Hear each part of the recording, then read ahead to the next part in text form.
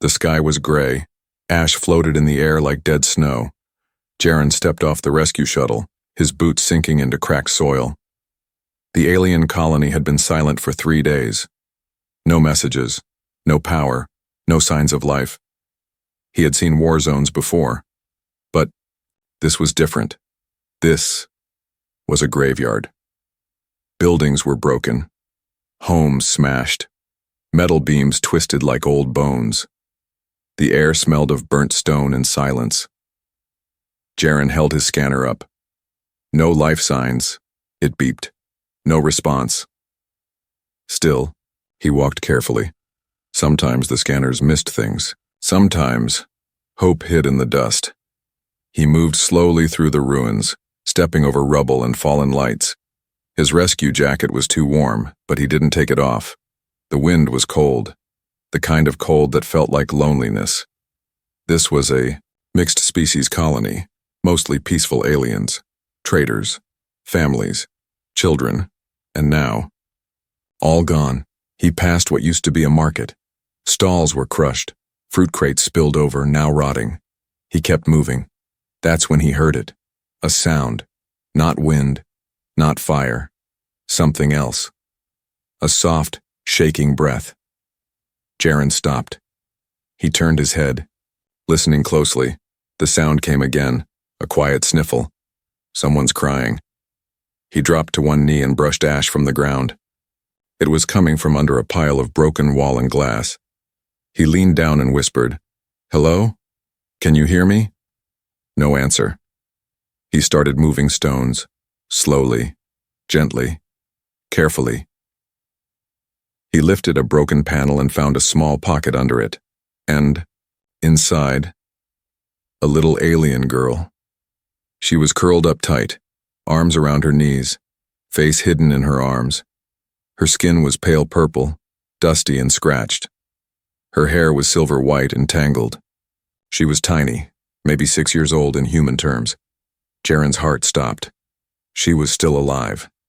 He dropped his scanner and reached for her. "It's okay," he said softly. "I'm here to help." She flinched. Her body shook harder. She didn't. "Look up." He stopped, pulled back. "I won't hurt you," he said again. Still no answer. But she wasn't running. That was something. He opened his rescue pouch and pulled out a warm blanket. He placed it near her. Then a water bottle. Then a soft protein bar. He didn't touch her.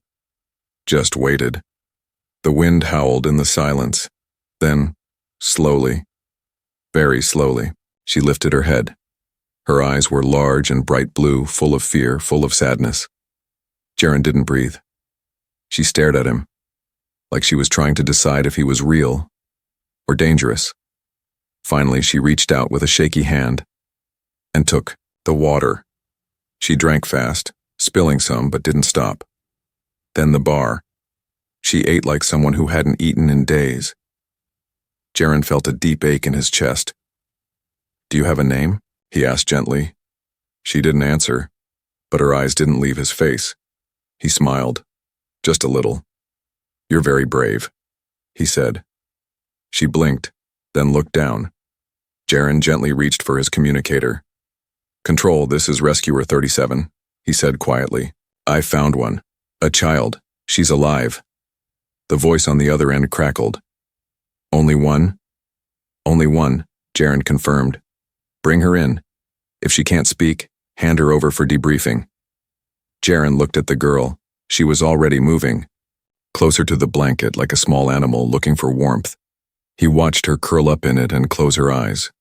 She didn't speak, but before drifting off to sleep, she reached out and touched his hand. Jaren stared down at the tiny fingers resting on his glove. Soft, shaking, trusting. His breath caught in his throat. Something inside him changed in that moment. She wasn't just a survivor. She was someone's daughter. Someone who had watched everything fall. Someone who had been left behind in a broken world, until now. Jaren sat beside her for over an hour. The little alien girl didn't speak. She didn't cry anymore either.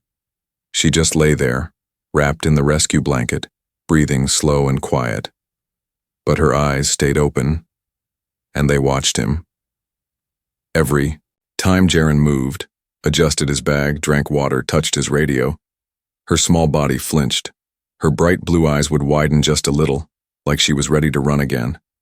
She didn't trust him. Not yet. To her. He was a stranger. Maybe worse. He was human, and the ones who did this to her colony, they were probably human too. Jaren took off his helmet and set it down gently. He pulled off one glove and opened a small pack of soft wipes. The girl stared as he slowly cleaned dust from her cheek, stopping every time she twitched, giving her time to pull back, but she didn't.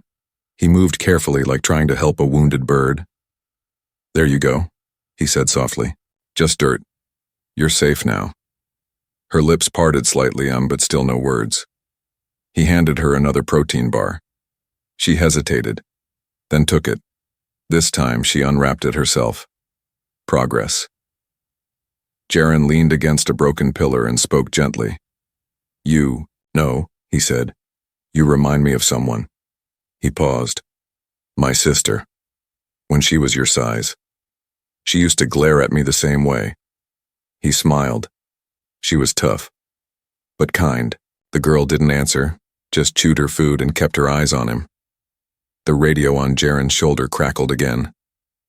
"Rescuer 37, what's your status?" He tapped it lightly. "Still with the survivor. Evac ship inbound. Be ready. In 40 minutes. "Copy that," Jaren replied. He looked back at the girl. "You hear that? We're getting out of here." She tilted her head slightly, then pointed a shaky finger at his chest. Jaren blinked. "What is it?" She tapped her own chest, then pointed at him again, then back at herself. Was she asking who he was? "Name?" he guessed. She nodded once. "I'm Jaren." She looked at him carefully, then looked away. Suddenly a loud sound echoed across the ruins. Boom! Not close, but strong enough to shake the ground. The girl screamed and covered her head. She threw off the blanket and tried to crawl behind a rock. No, it's okay," Jaren said, quickly, rushing to her. He knelt beside her as she curled into a ball, her whole body trembling. "Just thunder, maybe a small quake. You're okay." But her hands covered her ears. Her eyes were wide with panic. She was reliving something terrible. Jaren sat down beside her. Didn't touch, didn't speak for a minute.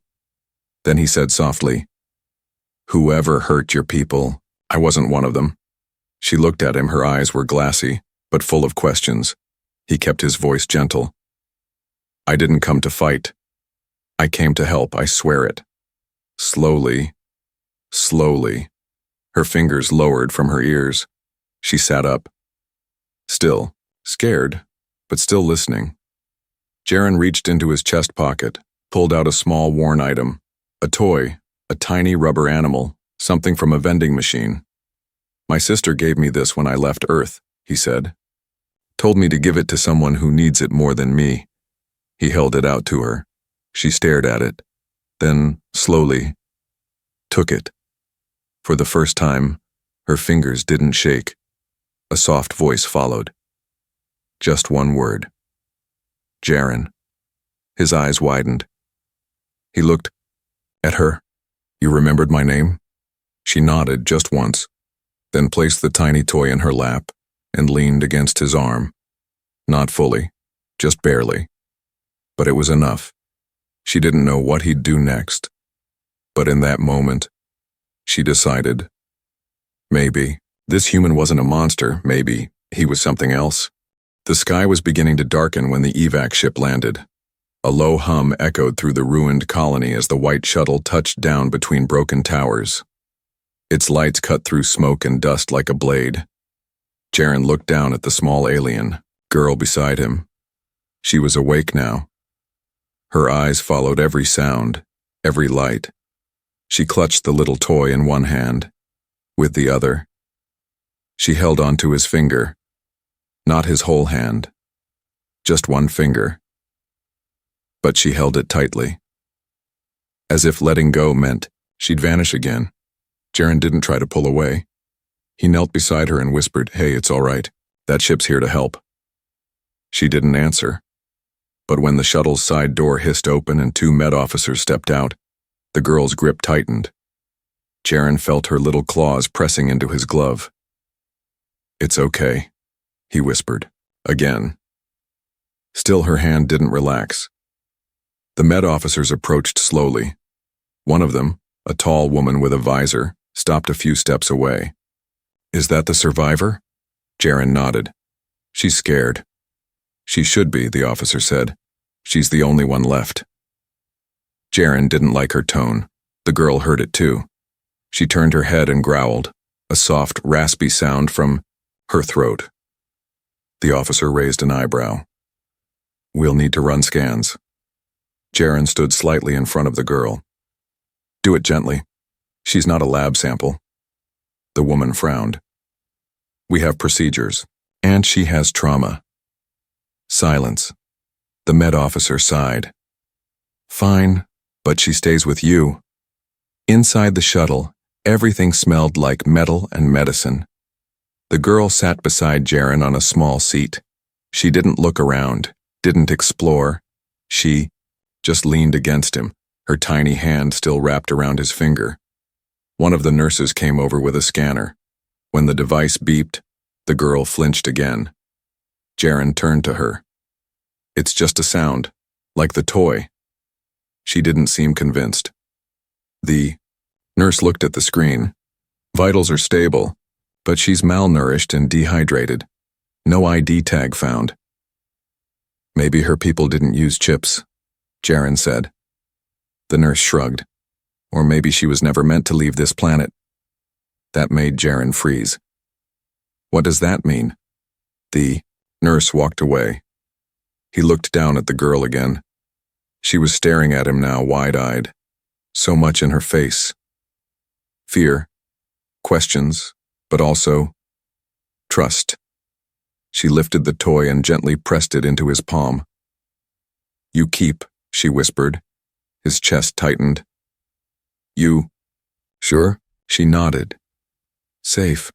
With you." The shuttle took off. Through the small window, Jaren watched the destroyed colony grow smaller and smaller until it disappeared beneath clouds. The girl didn't watch. She buried her face in his arm and closed her eyes. Tears soaked his sleeve.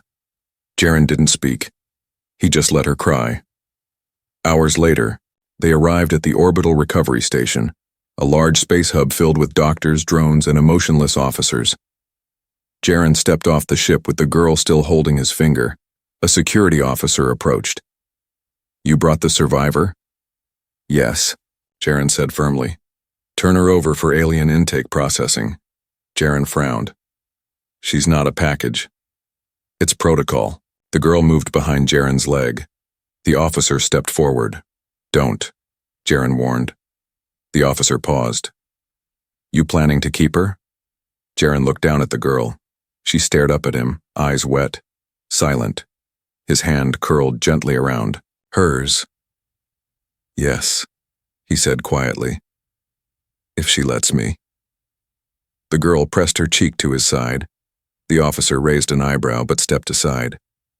"For now," he said. That night, in a small private recovery room, Jaren sat on the edge of the cot while the girl slept beside him. She had finally let go of his finger, but only after her hand found his sleeve, as if she still needed to hold something, anything, to stay connected. Jaren watched her sleep.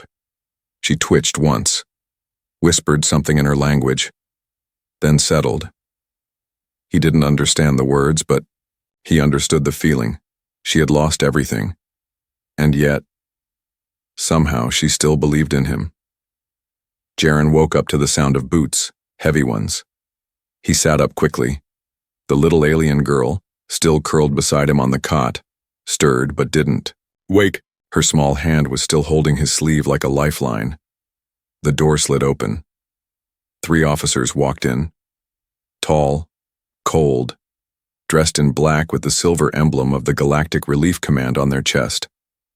One of them stepped forward and spoke without emotion. "You are rescue technician Jaren Voss?" "Yes," Jaren said, standing. The officer held a datapad. "You recovered an unregistered alien miner from the Zone 9 colony ruins?" "Yes." The officer didn't look impressed. "You were supposed to tag her and report, not bring her into an off-world station." "She was in shock," Jaren replied, calm but firm. "Barely speaking, starving. I did what was right." The second officer, a woman with sharp eyes, cut. "In a right and protocol are not the same." Jaren's eyes narrowed. "She's just a child. To you, maybe," the first one said. "But to the council, she's a survivor of interest." That phrase made Jaren feel sick. The girl stirred now, sensing the tension. She sat up slowly, rubbing her eyes, then froze when she saw the uniforms. Her hand tightened on Jaren's sleeve again. The officers noticed. One of them tapped his earpiece. "Requesting clearance to transfer the subject to Section 14. Prepare containment." Jaren stepped in front of her. "No." All three looked at him. "What did you say?" the lead officer asked. "I said no," Jaren repeated. "She's not going with you." "That's not your choice." Jaren didn't back down. "She's scared. She doesn't understand what's happening. You call her a subject, but she has a name." The officers paused. "She told you her name?" Jaren looked back at the girl.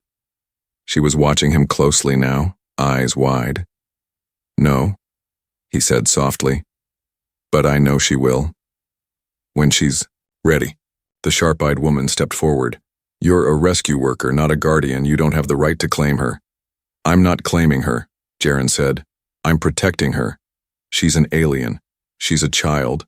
Not your child."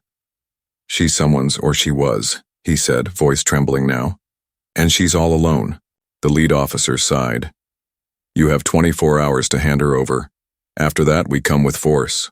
They left without another word. The door hissed closed. Jaren turned to the girl. She was quiet again, still watching. "Don't worry," he whispered. "I'm not going anywhere." She opened her mouth, hesitated, then whispered, "Stay?" He nodded. "Always." That night, Jaren sent a coded message to his sister back on Earth. "Found a survivor. She's small, scared. They want to take her. Not letting that happen." Her reply came fast. "You always did take in the strays. You want help or backup?" He smiled sadly. "Just someone to believe I'm doing the right thing." "I do." Next morning, an officer came again, alone this time. He held a datapad, but his tone was different. "I saw the security footage," he said. "The way she clings to you. The way she looks at everyone else like they're monsters," Jaren said. "Nothing." The man scratched his head. "She trusts you. That matters. Even in politics." He handed Jaren a chip. "What's this?" "Temporary guardianship approval. 1 month." Jaren blinked. "You're giving me legal custody?"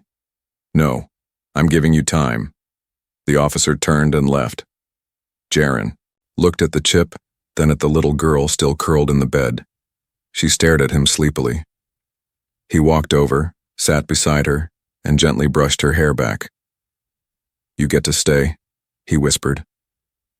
The girl looked up at him and, slowly, for the first time, smiled. The lights in the recovery room were dim that night. Jaren sat near the sleeping pod, watching the little alien girl sleep peacefully for once. Her chest rose and fell in steady rhythm. No twitching, no sudden gasps, no nightmares. He'd spent 5 nights with her. She no longer flinched when he spoke, no longer hid when doors opened. She ate when he fed her. She smiled, just once or twice, but it was real. But she still hadn't said much. Only Jaren and stay. 2 tiny words that already meant everything to him.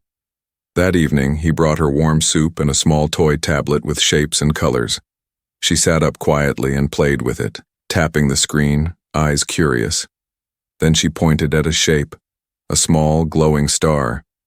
She looked up at him and whispered, Mine. Jaren smiled. You like that one? She nodded slowly. Then her voice changed. Soft. Afraid.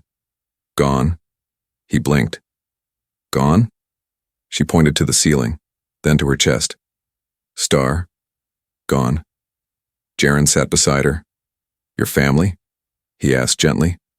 She nodded. Tears welled in her large eyes. He placed a hand on hers. I'm so sorry, he whispered. She looked at him for a long moment. Then, without warning, she climbed into his lap and curled into his arms. He froze, but then held her tightly. She trembled against his chest. Fire came, she whispered. Jaren didn't speak. Big noise, loud, sky broke. He closed his eyes. Let her speak. Mother say hide. I run. She no run.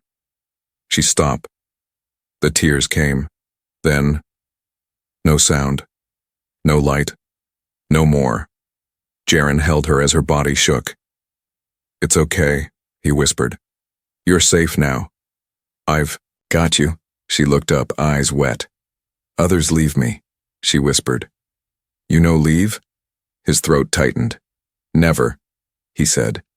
I promise. I'm not like the others. She reached up, small hand against his cheek, and said something. That broke him. Then, can you be my light now? His breath hitched. He couldn't answer at first. He just held her closer, burying his face in her hair. Yes, he whispered finally. I'll be your light. That night she didn't just sleep beside him. She slept with her head on his chest, one arm wrapped tightly around his side. She didn't let go once. The next day, something changed. She was humming softly while playing with the toy he gave her. She watched him pack his satchel for the daily supply check. Then she stood up, walked over and tugged his coat. Go? She asked. You want to come? He smiled. She nodded. He hesitated. It might be loud outside. She paused, then took his hand and said clearly, If you're there, I'm not afraid. He took her with him. They walked the quiet halls of the station, together, him in his uniform, her in a soft blanket robe that dragged behind her. Everyone turned to look, some with curiosity, some with confusion, some with respect. But no one stopped them, because now they walked together. The day started peacefully. Jaren and the little alien girl, who now let him call her Neva, had just finished breakfast in the recovery wing. She was brighter today. She hummed while eating. She giggled at a bird-shaped droid outside the window. He had never seen her like this before. Free. Not hiding. Not afraid. It felt like maybe, just maybe, things were turning around. But peace doesn't last long in places ruled by power. The door to the recovery wing burst. Open without warning. 3 men in silver coats and dark glasses stepped in. Their boots echoed like hammer strikes on the metal floor. 2 carried stun batons. 1 held a clipboard and a cold expression. Behind them followed a doctor Jaren didn't know, and 2 station guards. Rescue Technician Jaren. The man with the clipboard said flatly, You are ordered to stand down. The child must be removed from your care. Neva instantly moved behind Jaren. Her small hand clutched his shirt tightly. He stepped in front of her. On whose order? Jaren asked. Voice calm but sharp. The Interspecies Custody Bureau, the man replied. This subject is now classified for scientific relocation and long-term study. She will be taken to an off-world facility. Jaren's fists clenched. She's not a subject. She's a child. Her name is Neva. She's alien property. She's not property. Jaren's voice echoed through the room. Neva flinched but didn't run. The guard stepped forward. Stand down, one of them warned. Jaren moved in front of Neva again. You'll have to go through me. The man with the clipboard sighed, then gave the order. Take the child. One of the silver-coated men reached forward, and that's when it happened. Neva screamed. Not a loud scream, but a deep, trembling cry that shook the room. Jaren! It was the first time she had ever screamed his name. Her voice cracked. Her eyes were wide with terror. Her small body curled as hands reached for her. Jaren reacted without thinking. He shoved the man back. "Get away from her!" The guards tried to grab him, but Neva suddenly moved, her energy flaring. From her hands, a faint blue light surged. Nothing harmful. Just a wave of force that knocked over a tray and scattered papers. But it was enough. Everyone froze. Even the guards, even the clipboard man. What was that? One guard said, stepping back. "She's unstable," the other barked. "No," Jaren said. "She's scared." He knelt beside her. Her hands glowed softly. Her breathing was heavy. Her tears were silent now, but steady. "She thought she lost me," Jaren said softly. "She was just trying to hold on." "She's dangerous," the clipboard man said again. "She's a child with power. That doesn't make her dangerous. It makes her rare and scared and worth protecting." A new voice cut through the tension. "Then let her stay." Everyone turned. It was Director Marin, head of the recovery station. She stepped into the room slowly, arms behind her back. "I've read every report, watched every video. The girl isn't violent. She's bonded. She trusts him. That alone makes her more human than most people I know." The clipboard man narrowed his eyes. "That's not your decision." The director raised her ID badge. "This is my station." Silence. Then a slow retreat. The clipboard man glared at Jaren one last time. "This isn't over." Then he left, with the others behind him. Jaren finally breathed again. He turned to Neva. She was shaking, her hands dimming. He scooped her into his arms. "I've got you," he whispered. "I've always got you." She clung to him like she would never let go. "Sorry," she sobbed. "Didn't want them take you." He blinked. "Take me?" She nodded. "I thought they'd take you away like they took my mother." Jaren held her. "Tighter. No one's taking either of us." That night she fell asleep in his arms, still clinging to his shirt, and he stayed awake, watching over her, because now he knew he wasn't just protecting her. She was protecting him too. Weeks passed. The fear slowly faded. No more officers came to take Neva. No more cold voices called her a subject. No more nights curled in fear. Now, she laughed. She played. She spoke more every day. Jaren watched her grow stronger with each sunrise. Her face was brighter. Her words were clearer. Her nightmares came less and less. But one thing never changed. She still held his hand every night before sleeping. A new room was given to her. Bright walls, a soft bed, toys, books in her language, and his. But on the first night, she dragged her blanket across the hall and curled up on the floor next to Jaren's cot. When he asked why, she said only, "Close. Is safe." He didn't argue. He just picked her up, laid her on the cot beside him and whispered, "Then stay close forever." One morning, Director Marin entered with a soft smile and a folder in hand. "She has no surviving family." "She," said Jaren, nodded slowly. He already knew. "And we can't send her back," Marin added. "There's no home to return to." "I know," Jaren whispered. He looked toward the corner of the room. Neva sat there drawing with chalk on a small board. 2 stick figures, one tall, one small, holding hands, a sun above them. And next to it she wrote something in shaky human letters, "Me and Yarn." She missed the E, but Jaren's eyes filled with tears anyway. Marin placed the folder on the table. "One more thing," she said. "You've been granted legal cross-species guardianship." Jaren blinked. "You mean—" "She's yours now," Marin smiled. "If you still want her." He looked back at Neva. She turned and smiled, wide, innocent, pure. He didn't even need to answer. Later that night, while brushing her silver hair, he asked gently, "Do you remember your parents?" Neva went quiet, then nodded. Mother had voice like water. "What about your father?" She looked confused. Don't know. Then she looked up at him. Can you be my father now? Jaren didn't speak. He pulled her into a hug and whispered, I already am. A few days later, they stood before a small memorial wall on the station. Names of those lost in the colony attack. Neva stared at it in silence. She placed the little toy, the one Jaren gave her, at the base of the wall. For my old light, she said softly, so I can shine with my new one. Jaren placed his hand on her shoulder. You're already shining. 6 months later, Neva entered the new interspecies school. She wore a small backpack. Her hair was neatly tied. Her bright blue eyes searched the crowd nervously.